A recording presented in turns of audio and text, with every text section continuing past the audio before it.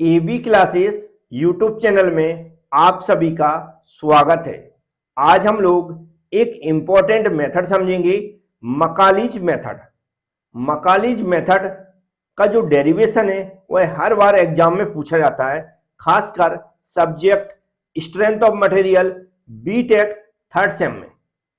और यदि आप भी इसको समझना चाहते हैं तो वीडियो पूरा देखें और जो मैं समझाता हूं उसको ध्यान से सुने, समझ में जरूर आएगा। तो चलते हैं, स्टार्ट करते हैं। तो अब आप लोग ध्यान से सुनेंगे। सबसे पहले हमें इसके बारे में क्या लिखना और कैसे लिखना है इसको समझ लेते हैं। यहां पर जो स्टेटमेंट लिखा हुआ है इसको आपको सबसे पहले लिखना है। इसको अभी मैं समझा भी दूंगा, लेकिन इसके बाद एक डायग्राम बनाना है और उस डायग्राम में जो भी डाटा हमने कंसीडर किया है उसको भी लिखना है, फिर उसको ड्राइव करना है और एक इक्वेशन प्राप्त करना है। बस हमें इतना काम करना है। तो सबसे पहले हम शुरुआत करते हैं, इसकी स्टेटमेंट को समझ लेते हैं। तो यहां पर क्या लिखा, मकालीज मेथड। अभी मकालीज मेथड क्या होती है, ध्यान से सुने। इससे पहले डबल इंटीग्रेटेड मेथड से हम लोग किसी बीम का slope and deflection find out करते थे। किसी बीम का slope and deflection find out करने के लिए हम लोग डबल इंटीग्रेटेड मेथड का उपयोग करते थे। लेकिन जब किसी बीम पर दो या दो से अधिक पॉइंट लोड एक्ट हो रहे हों, जब किसी बीम पर दो या दो से अधिक पॉइंट लोड एक्ट हो रहे हों, तो वहां पर डबल इंटीग्रेटेड मेथड से जब हम लोग बेंडिंग मोमेंट फाइंड आउट करते थे तो थोड़ा सा डिफिकल्टी होती थी और लेबोरियस होता था, थोड़ी सी डिफिकल्टी होती थी। तो जो मैकालीज थे, जो कौन थे, मकालीज थे, इन मकालीज ने एक समीकरण बनाया। क्या बनाया, एक समीकरण बनाया, या कह सकते हैं एक एक्सप्रेशन दिया, एक इक्वेशन बनाई। और इन्होंने उस समीकरण या फिर इक्वेशन को कुछ इस तरह इंटीग्रेटेड किया, उस समीकरण या फिर उस इक्वेशन को कुछ इस तरह इंटीग्रेटेड किया कि वहां पर जो कांस्टेंट फाइंड आउट हम लोग करते हैं, जो कांस्टेंट फाइंड आउट करते हैं वह बीम के सभी सेक्शन पर वैध रहते हैं, मान्य रहते हैं। क्या समझ में आया? मैकालीज ने एक समीकरण बनाया, एक इक्वेशन बनाई और उस इक्वेशन को इन्होंने कुछ इस तरह इंटीग्रेटेड किया कि वहां पर जो कांस्टेंट फाइंड आउट होते हैं वह कांस्टेंट बीम के सभी सेक्शन के लिए वैध होते हैं, मान्य होते हैं। ये हमें लिखना है मैकालीज मेथड के बारे में, और इसी एक्सप्रेशन को हम लोग क्या बोलते हैं, मैकालीज मेथड बोलते हैं। और यह जो मैकालीज मेथड है यह किसी बीम के डिफ्लेक्शन को फाइंड आउट करने के लिए बनाई गई है। किसके लिए बनाई गई? किसी बीम के डिफ्लेक्शन को फाइंड आउट करने के लिए बनाई गई है। खासकर ऐसे बीम जब उस पर कंटिन्यूअस लोड लग रहे हों, मतलब दो या दो से अधिक किसी बीम पर पॉइंट लोड लगे हों। उम्मीद है स्टेटमेंट आपको समझ में आ गया होगा और जैसा मैंने समझाया वैसा आप एग्जाम में लिखकर आएंगे। अब इसका हम डायग्राम बनाते हैं कि कैसे हमें लोड कंसीडर करना है, कौन सी बीम लेना है और कैसे उसको फाइंड आउट करना है। और ध्यान से सुनना है। सबसे पहले हमें एक यहां पर बीम बनाना है, हम यहां पर बना रहे हैं वैसे ही आपको एग्जाम में बनाना है। ध्यान रखें बिल्कुल, आपको क्या करना है, सीधे एक लाइन खींच लेना है और यहां पर सपोर्ट लगा देना। मतलब हम कौन सी बीम बना रहे हैं, सिंपली सपोर्टेड बीम बना रहे हैं। ऐसा एक सपोर्ट लगा देंगे, इधर भी हम एक सपोर्ट लगा देंगे। इसको मैंने ए मान लिया है और इसको हमने बी मान लिया है। जैसा बुकों में दिया वैसे ही मैं यहाँ पर बना रहा हूं, जिससे जब भी आप बुक वगैरह पढ़ें तो आपको समझ में आ जाए। यहाँ पर मैंने एक लोड दे दिया, ऊपर से पॉइंट लोड क्या मान लिया मैंने, ये W1 है, और दूसरा एक पॉइंट लोड और दे दिया, इसको मैंने मान लिया क्या है, W2 है। क्या है, W2 है। अब ये लोड लग रहा है तो किसी एक एंड से कोई ना कुछ दूरी होगी, तो इसकी टोटल दूरी है जो बीम है, इसकी मैंने दूरी कितनी मान ली है, L मान ली। क्या मान ली, L मान ली है कि इसकी टोटल जो डिस्टेंस है वह L है। और जो यहाँ पर दिख रहा है इसको भी कुछ नाम दे देते हैं, तो इसको मैंने क्या दे दिया, C दे दिया और इसको मैंने D दे दिया। ये C हो गया पॉइंट और ये D पॉइंट हो गया। तो हमारा A से C तक की दूरी मैंने क्या मान ली है, A मान ली है। यहाँ से स्मॉल a मान लिया है। बिल्कुल ध्यान देंगे क्योंकि ये बीम सही बनाना जरूरी है, तभी आपको जो नंबर मिलते हैं वह सही मिले। कहाँ से, फ्रॉम पॉइंट ए से। इसी तरह पॉइंट डी है और हमें कहाँ से, इसी एंड से दूरी मानना है। हमने दूरी मान ली B डिस्टेंस कहाँ से, पॉइंट ए से लेफ्ट हैंड साइड से बी जो डी पॉइंट है वहां तक की दूरी क्या मान ली मैंने, बी मान ली। इतना हमें डाटा कंसीडर करके सबसे पहले लिख देना। इसके बाद हम जानते हैं अगर सिंपली सपोर्टेड बीम है तो हमें सबसे पहले रिएक्शन को फाइंड आउट करना पड़ेगा कि यहाँ पर जो रिएक्शन है ये आपको दिख रहा है, ये इनकी वैल्यू हम फाइंड आउट करते हैं। यदि आपने सिंपली सपोर्टेड बीम के बारे में पढ़ा हुआ है तो आपको समझ में आ जाएगा। तो इसको हमने आर ए सपोर्ट मान लिया, इसको हमने आर बी सपोर्ट मान लिया। ये जो मैंने मुंह से बोला इसको आप लिख भी सकते हैं कि हमने माना कि ए बी एक बीम है, उस पर W1 W2 लोड एक्ट हो रहे हैं, वो W1 और W2 पॉइंट लोड एक्ट हो रहे हैं, और W1 जो लोड है उसकी जो हमारा एंड ए है वहां से दूरी ए है, और जो हमारा W2 लोड लग रहा है, पॉइंट लोड लग रहा है, उसकी दूरी जो हमारा एंड ए है यहाँ से बी डिस्टेंस है, और टोटल डिस्टेंस बीम की ए बी कितनी, ए और बी की वाई कितनी है, एल है। और आर ए आर बी हमने मान ली कंसिडर कर लिया है कि जो हमारा एंड ए यहाँ पर आर ए हमारा रिएक्शन लोड लग रहा है, और पॉइंट बी पर हमारा आर बी रिएक्शन लोड लग रहा है या रिएक्शन फोर्स लग रहा है, ऐसा लिख सकते हैं। तो इतना डाटा कंसीडर करने के बाद हमें इसके आर ए और आर बी की वैल्यू को निकालना है। तो अब हमें करना क्या है, हमें निकालना है बेंडिंग मोमेंट, वो भी अलग अलग सेक्शन पर। सेक्शन पर देखें तो ए और सी के बीच में, सी और डी के बीच में, और डी और बी के बीच में। तो सबसे पहले ए और सी की बात करते हैं। तो यहाँ पर हम एक सेक्शन मान लेते हैं। जो बेसिक मेथड होती है जो भी हमारे जो बेंडिंग मोमेंट निकालने की वह यही होती है जो मैं यहाँ पर बताने वाला हूँ।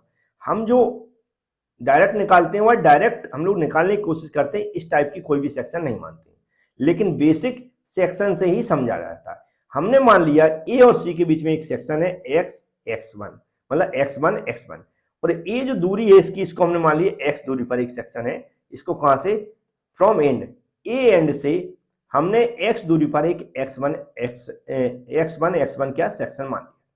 तो यहां पर हम जो बेंडिंग मोमेंट निकालेंगे हम मान लेंगे कि एम एक्स, किसके अबाउट निकालना है, जो सेक्शन बनाया हुआ है। तो यदि हम रिएक्शन फोर्स क्या लग रहा है, यहाँ पर आर ए लग रहा है, और यदि हम नीचे से अगर कोई फोर्स लग रहा है और बेंडिंग मोमेंट निकालना है तो हम उसको क्या लेते हैं, पॉजिटिव लेते हैं।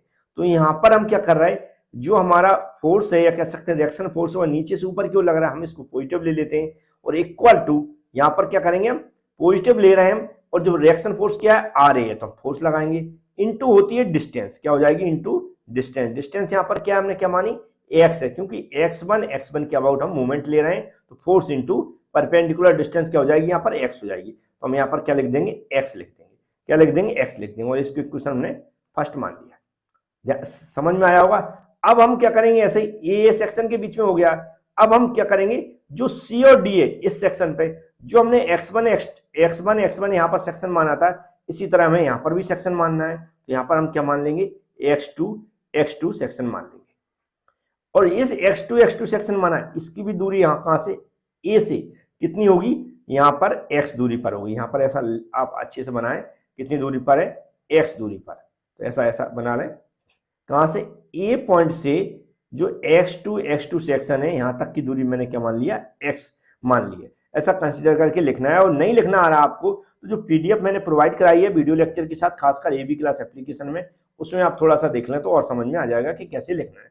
तो इसमें फिर हमें, क्योंकि x1 x2 सेक्शन मान लिया और a से x दूरी है, तो हम इसको फिर से क्या मान लेंगे, mx मान लेंगे। अब इसके लिए हम लोग इक्वेशन बना रहे हैं। तो इक्वेशन जो बेंडिंग मूवमेंट की इक्वेशन बना रहे हैं, उसमें यदि हम देखेंगे जो रिएक्शन फोर्स है आ रही, यदि हम देखेंगे x2 जो सेक्शन है वहां तक की दूरी x है, और इसके अबाउट यदि हम मूवमेंट लेते हैं तो क्या हो जाएगा, फोर्स मतलब हमारा आर ए हो जाएगा, और इनटू दूरी कितनी मानी मैंने, x मानी, तो यहाँ पर क्या लिख देंगे, x लिख देंगे। अब दूसरा, लेकिन इस सेक्शन से पहले एक लोड और लग रहा है W1, क्योंकि यहाँ इस सेक्शन को माना था उससे पहले कोई लोड नहीं लग रहा था, लेकिन x2 सेक्शन है, इससे पहले एक W1 लोड लग रहा है। तो लेकिन यदि नीचे से हमने पॉजिटिव लिया तो ऊपर से हमें नेगेटिव लेना पड़ेगा, क्योंकि एक दूसरे का अपोजिट लेके हम लोग चलते हैं। तो W1 क्या हो जाएगा, यहाँ पर लोड हो जाएगा लेकिन निगेटिव हो जाएगा। तो हम क्या करेंगे, W1 लोड हो गया, इनटू हमें परपेंडिकुलर डिस्टेंस लिखना है। तो परपेंडिकुलर डिस्टेंस कितनी होगी, यह ध्यान रख के हमें निकालना पड़ेगा, क्योंकि हमें इतनी दूरी निकालना है, याद रखें, इतनी दूरी निकालना। इतनी दूरी निकालने के लिए क्या करना पड़ेगा, ये टोटल डिस्टेंस कितनी है, x है। यदि टोटल डिस्टेंस x में से हम a से c तक की डिस्टेंस घटा दें तो c से और इस सेक्शन तक की डिस्टेंस आ जाएगी। मतलब हम क्या करेंगे, टोटल डिस्टेंस कितनी है, यहाँ पर x है और माइनस a कर देंगे, तो हमारी कहां से, W1 से x2 तक की क्या आ जाएगी, दूरी आ जाएगी। और क्योंकि फोर्स इंटू परपेंडिकुलर डिस्टेंस हमें चाहिए तो ये निकल आएगी। तो इस तरह हमारा ये सेकंड समीकरण बन गया, इसको हम क्या दे देंगे, समीकरण नंबर सेकंड दे देंगे। उम्मीद समझ में आ गया। ऐसी थर्ड सेक्शन है सी से डी के बीच में, डी से बी के बीच में। तो यहाँ पर हम एक सेक्शन मान लेते हैं, क्या मान लेते हैं, x3 और x3। इसकी भी दूरी कहां से, ए से ही लेंगे, और ए से दूरी हम कितनी मान लेंगे, x दूरी पे मान लिया मैंने, जैसा यहाँ पर मैंने लिख दिया। अब यहाँ पर भी हमें वही करना है, मूवमेंट लेना किसके अबाउट, जो सेक्शन माना x एक्स उसके अबाउट लेना है। तो आर ए इंटू हमारा x दूरी मानी है, तो ये पहला हो जाएगा आर ए इंटू हमारी x हो जाएगा। अब W1 ऊपर से लग रहा है तो हम क्या मान लेंगे, यहाँ से ऊपर से लग रहा है तो नेगेटिव लेंगे और W1 हो जाएगी। अब यहाँ तक की दूरी हमें देखना है, तो यहाँ तक की दूरी कितनी होगी इसको हमें निकालना है। तो कैसे निकालें, क्योंकि हम जानते हैं हमें ये W1 यहाँ लग रहा है, यहाँ से कहाँ तक की दूरी चाहिए, ये x3 तक की दूरी चाहिए। तो यदि हम यहाँ से ए वाली डिस्टेंस घटा देंगे टोटल x में से, तो हमारी C से और जो सेक्शन है यहाँ तक की दूरी निकल आएगी। तो हम क्या हो जाएगा, हमारा x माइनस ए हो जाएगा, इसको बंद कर दे देंगे। दूसरा लोड हमारा W2 लग रहा है, तो क्या हो जाएगा माइनस W2, क्योंकि ये भी ऊपर से लग रहा है और नीचे से मैंने पॉजिटिव लिया तो उसके अपोजिट ऊपर से दिख रहा है आपको, तो अपोजिट है तो हम इसका साइन, ये जो पॉजिटिव इसका लिया है तो इसके हम अपोजिट लेंगे, ये भी नेगेटिव लेंगे। अब हमें परपेंडिकुलर डिस्टेंस चाहिए, तो परपेंडिकुलर डिस्टेंस कहाँ से, W2 जो यहाँ लग रहा है वहां से x3 तक का चाहिए। तो ये जो यहाँ से a से जो हमारा W2 जहां लग रहा है उसकी दूरी कितनी है, b है, तो b दूरी यहां तक है और टोटल डिस्टेंस कितनी है, x है। तो x में से b घटा देंगे तो हमारी दूरी निकल आएगी, तो x माइनस बी हो जाएगा, ये दूरी आ जाएगी। Equation number third. अब यहाँ पर देखते हैं जो कंप्लीट इक्वेशन कौन सी मानी जाएगी, ए वाली मानी जाएगी, mx थर्ड वाली। क्यों, क्योंकि इसमें सभी लोड हमारे शामिल हो गए हैं और कंप्लीट इक्वेशन हमने बना ली। अब ये इक्वेशन बनाने के बाद हम लोग जानते हैं बेंडिंग मोमेंट जो इक्वेशन होती है, कौन सी इक्वेशन होती है, बेंडिंग मोमेंट इक्वेशन। जो जनरल इक्वेशन होती है बेंडिंग मोमेंट इक्वेशन, वह हम लोग जानते हैं बेंडिंग मोमेंट इक्वेशन जो होती है जनरल इक्वेशन, ये होती है हमारी M X equal E I और D square Y upon D x square. एक इक्वेशन हम लोगों ने पहले पढ़ चुके हैं, नहीं पढ़ा हुआ तो याद कर लें, ये हमें लिखना ही है इसलिए। अब यहाँ जो एम एक्स इक्वल जो पूरी इक्वेशन निकाली हुआ है हमें यहाँ पर लिखना पड़ेगा, तो मैं लिख देता हूँ कैसे, एम एक्स इक्वल ये इक्वेशन हम जानते हैं, लेकिन ये M X equal to already हम लोग फाइंड आउट कर चुके हैं, तो इसको यहाँ पर लिख देते हैं। आर ए हो जाएगा हमारा एक्स हो जाएगा माइनस W1 ब्रैकेट के अंदर हो जाएगा x माइनस ए, फिर माइनस W2 ब्रैकेट के अंदर हो जाएगा x माइनस बी। इतना हमें ऐसा लिख लेना है। ये एम एक्स इक्वल मैंने यहाँ पर लिख दिया, तो हमारी इक्वेशन बन जाएगी E I d square by upon D x square equal R A x minus W1 x minus a minus W2 x minus b. अब यदि हम इस इक्वेशन को देखें तो जो हमारी इक्वेशन हमारा बेंडिंग मोमेंट की इक्वेशन दिख रही है, ये इतनी इक्वेशन की बात करें तो किसकी हो जाएगी, ए किसके लिए हो जाएगी, ए और सी के लिए, ये हो जाएगी फॉर ए और सी के लिए हो जाएगी। और यदि हम दूसरी बात करें कहां से, यहां से यहां तक की बात करें तो किसके लिए हो जाएगी, फॉर हमारी ए और किसके लिए, डी के लिए हो जाएगी, ए और डी के लिए हो जाएगी, सॉरी सी और डी के लिए ना, ये सी लिखा हुआ सी और डी के लिए, तो क्या लिख देंगे हम, फॉर सी और डी के लिए। फिर हम थर्ड इक्वेशन देखें तो कहां से पूरी टोटल इक्वेशन देखें यहां तक की, तो ए हो जाएगी हमारी फॉर बी और डी और बी के लिए, किसकी, डी और बी के लिए। तो इतना इक्वेशन में आपको समझ में आ गया होगा। ये तो मैंने लिख दिया, इसकी लिखने की जरूरत नहीं, लेकिन आपको समझ में आ जाए कि ये जो इक्वल है इसके बराबर, ये इतनी इक्वेशन की अगर हम बात करेंगे तो किसके लिए, सी के लिए हो जाएगी, जो यहाँ पर पार्ट दिए ए और सी पार्ट दिया, सी और डी पार्ट दिया और डी और बी पार्ट दिया। इनके हिसाब से मैंने डिवाइड कर दिया कि एक इक्वेशन कैसे कैसे हम लोग इसको एक्सप्लेन कर सकते हैं।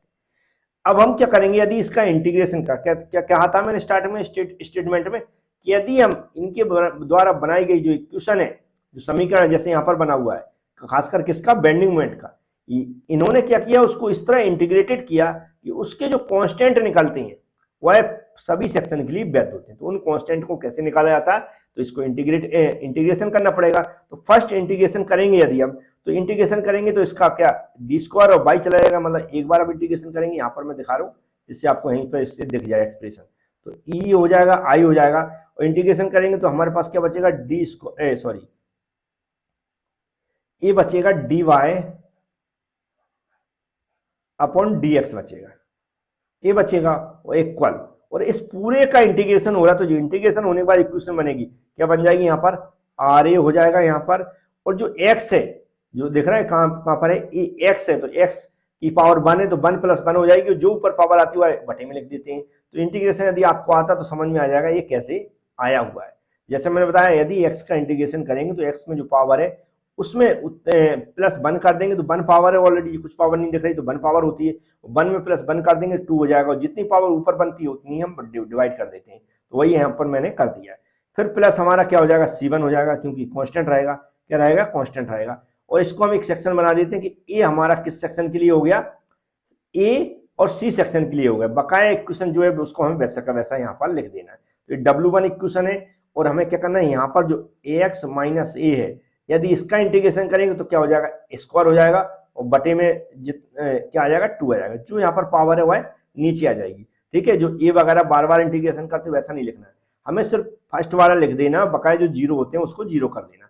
फिर हमें क्या करेंगे, यहाँ पर इसको बंद कर देते हैं और माइनस करके दूसरे वाला का W2 का भी निकाल लेते हैं। तो इसका भी x - b है तो x - b का होल स्क्वायर हो जाएगा, बटे में 2 हो जाएगा। ये इंटीग्रेशन का तरीका है। इंटीग्रेशन का तरीका मतलब यहाँ पर देख रहे हैं x - एक टर्म मान लिया, यदि इसका इंटीग्रेशन करेंगे तो इसकी पावर 1 है तो 1 में 1 कर देंगे, और जो पावर बनती है वह नीचे आ जाती है। सेम कंसेप्ट यहाँ पर लगेंगे, मतलब x पे जो कंसेप्ट लग रहा है उसी कंसेप्ट को x - a पे लगाना है, x - b पे लगाना है।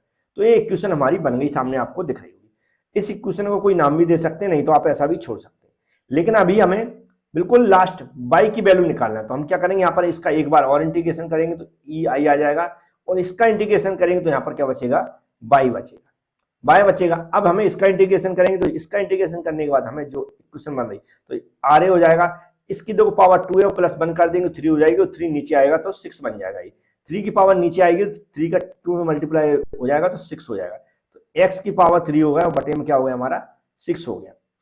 और प्लस हमारा C1 है, अब x के रिस्पेक्ट में कर रहा है, जब कोई वैल्यू नहीं होती तो x आ जाता है, क्योंकि जो भी वैल्यू है इसके साथ 1 रहेगा मल्टीप्लाई में 1, वहां पर उसका इंटीग्रेशन करेंगे, जिसके रिस्पेक्ट में कर रहा है वह वैल्यू आ जाती है। तो x के रिस्पेक्ट में कर रहा है तो यहाँ पर क्या आ जाएगा, C1x आ जाएगा, C1x हो गया।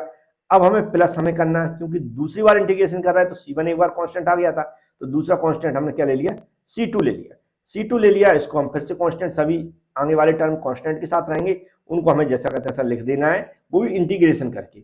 W1 आ गया, इसका इंटीग्रेशन करेंगे तो पावर ax - a की पावर 3 हो जाएगा, और बटे में 6 हो जाएगा। इसी को आधार मानकर आप इंटीग्रेशन कर दें तो कोई प्रॉब्लम नहीं होने वाली, और समझ में भी आ जाएगा। और W3 हो जाएगा, यहाँ पर हो जाएगा x - b की पावर 3 बटे 6। ये 6 कहाँ से आता है, क्योंकि a है जो पावर 2 है, 2 में +1 करेंगे तो 3 पावर आ जाएगी, इसलिए यहाँ 3 पावर आ गई। जो पावर होती है उसका नीचे हम मल्टीप्लाई कर देते हैं तो वह डिवाइड में आ जाती है, तो 3 पावर है, 3 का मल्टीप्लाई 2 में हो गया तो 6 हो गया। इसलिए सभी जगह 6 हो गए। तो ये फाइनल हमारी इक्वेशन आ गई जो हमें निकालना होता है। जो इस मेथड से हमें इक्वेशन निकालनी होती है वह फाइनल आ गई, जो जिसे हम क्या बोलते हैं, कौन सी मेथड बोलते हैं, मकालीज मेथड। और इन्होंने इस इक्वेशन को यहाँ पर दिखाया कि जो कांस्टेंट यहाँ पर दिख रहा है C1 और C2 इस सभी सेक्शन के लिए वैध होते हैं। अब इसमें कुछ हमें लिखना पड़ता है, जो भी कांस्टेंट वगैरह है, कुछ पॉइंट लिखने पड़ते हैं इस इक्वेशन के बारे में, कि जो रिजल्टेंट है उसमें हम क्या शो कराएंगे।